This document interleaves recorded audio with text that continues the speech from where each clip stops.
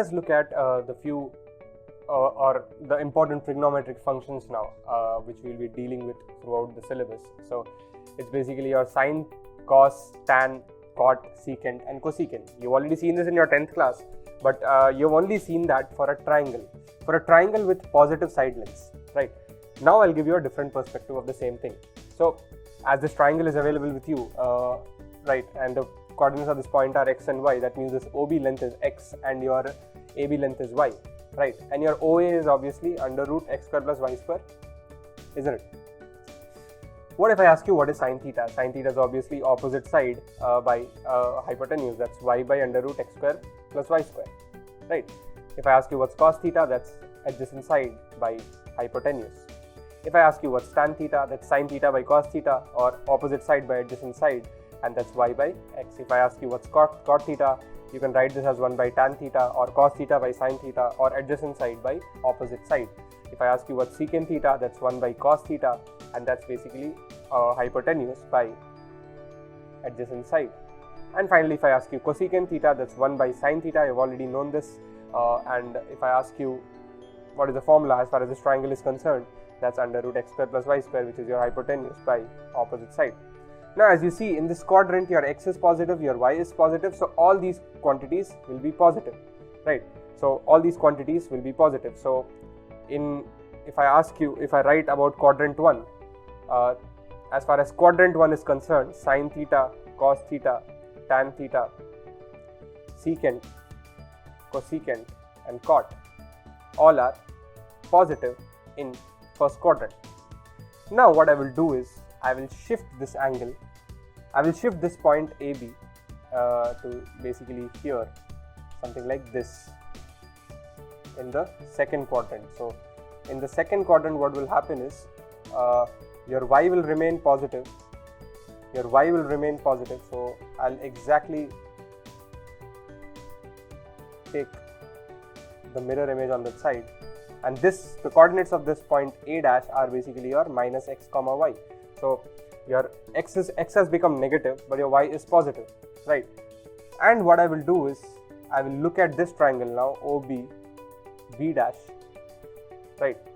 And I'll forget about this now, and I'll say that my angle is this, my theta is this now, right? So if my theta is this, obviously this angle will be 180 minus theta, right? If I ask you what's sine 180 minus theta, sine 180 minus theta is your plus y by under root x square plus y square, right? So plus y by under root x square plus y square. So in second quadrant, if I write data about the second quadrant now, sine theta is positive, right? If I ask you what cos theta here is, cos 180 minus theta. Cos 180 minus theta will be minus x. The opposite adjacent side here is minus x divided by under root x square plus y square. As you can see, this will be negative, right? So sine your cos theta is negative. Your tan theta is sine by cos, right? Sine is positive, cos is negative, so tan theta has to be negative. So tan theta is negative in the second quadrant. Coming to cosecant theta is 1 by sine theta. Sine theta is this, so 1 by sine theta will be under root x square plus y square by plus y, so it will be positive. Coming to secant theta, that will be negative because that's 1 by cos theta, so it has to be negative. Coming to cot theta, that also will be negative, right? So as you can see, in your second quadrant only sine and cosecant are positive. Likewise, if you need to verify what will happen in the third quadrant, what if your theta is in the third quadrant, right? So if I have something like this, and your point is here now, right, with coordinates minus x minus y, and your theta being this big, that means your theta is in the third quadrant, then what will be the signs? So you can verify that yourself. What I would like to give you here is your tan and cot will be positive. In the third quadrant, your tan and cot will be positive, and everything else will be negative.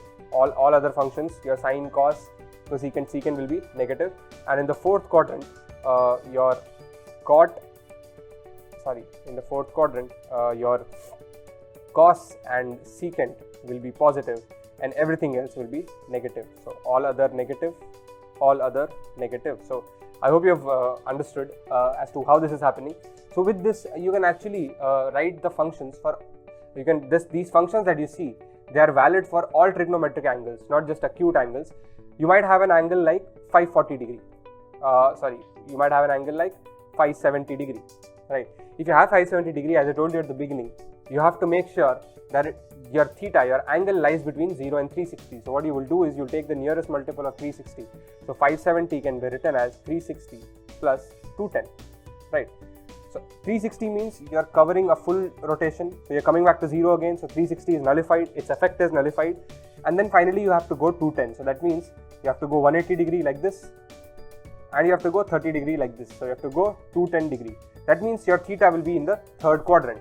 And sine, if I ask you what sine 570 is, so sine 570 will be the same thing as sine 210, right? Because 360's effect is nullified. So this way, all angles you can bring it in this interval, 0 and 360, right? You can always bring it in this interval, no matter how big the angle is, by bringing it to the nearest multiple of 360 and seeing how much it is greater than that. And after that, you'll be using this sign convention and these functions to basically evaluate the value of that angle, right? So these were the basic trigonometric functions. Let us look at their graphs, their domain and their ranges now.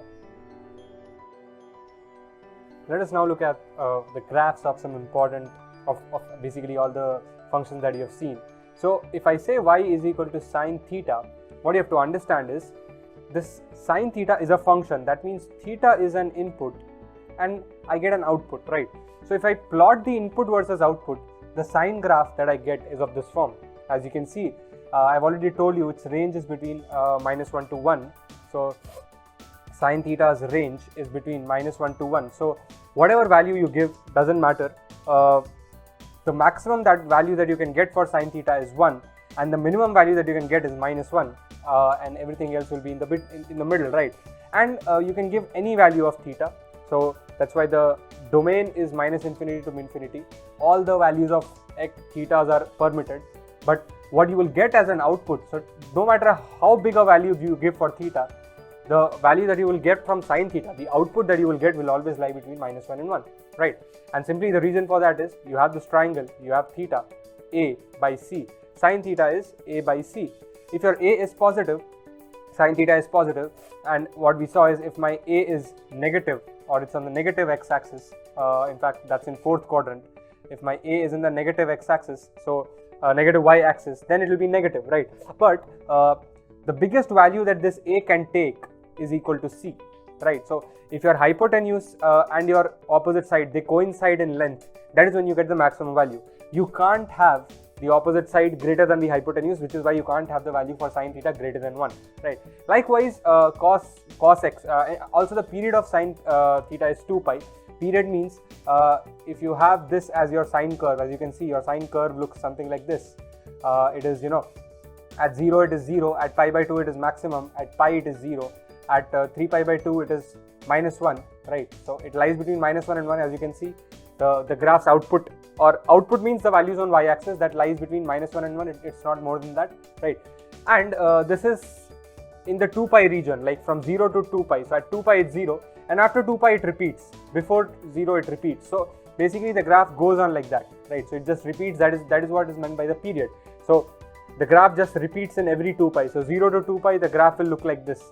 From 2 pi to 4 pi, the graph will look exactly the same, right? So it will just keep on adding. So your sine curve basically looks something like this, and on this side also it looks like this. Likewise, you have the curve for cos x. Its domain is also all real values. The range is given, the period is given. So kindly have a look at the graphs of all the functions. So this is your sine x, cos x, this is your tan x, this is your cosecant x. As you can see, cosecant x should not lie between -1 and 1, right? So that's why you have -1 here, y is equal to 1 here, and you have y equal to -1 here. As you can see, it's all empty here in the middle. There is no part of the curve that's touching this region, right? Because your cosecant x should not lie between -1 and 1. If sine theta lies between -1 and 1, cosecant theta should not lie between -1 and 1, because cosecant theta is 1 by sine theta, right? So if sine theta lies between -1 and 1, cosecant theta should lie outside minus 1 and 1. That's what is happening. It lies outside. So its value just goes on up to infinity, and it also goes on up to minus infinity, right?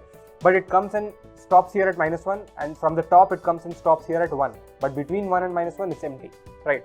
That's how it goes for your secant x as well. And this is the graph for your cot x. As you can see, cot x and tan x, they're all discontinuous at pi by 2, right? So this is discontinuous at minus pi by 2 and pi by 2, and cot x is discontinuous at 0 and pi, because cot x is basically sine x by cos theta by sine theta. So wherever your sine theta is 0, at those places your cot theta will be undefined, or it will be infinity, right? So sine theta is 0 at 0, pi, 2 pi. That's why at 0, pi and 2 pi your cot theta is undefined. So what you need to do is, from this, you need to remember the structure of the graph, you need to remember the domain and range of all these functions and also their periods, because this data will be useful throughout your problems. You need to remember the domain, the range and the period for all these 6 functions, along with how their graphs look like, if you want to solve the problems in this chapter. So there's not much that is required for me to explain here. It's just putting in values for theta and plotting the output, and that's how you get the graph. So the graphs look like this, and all the data that's necessary for the function is given here. Kindly memorize this and solve a lot of problems. Let's move on to the next subtopic.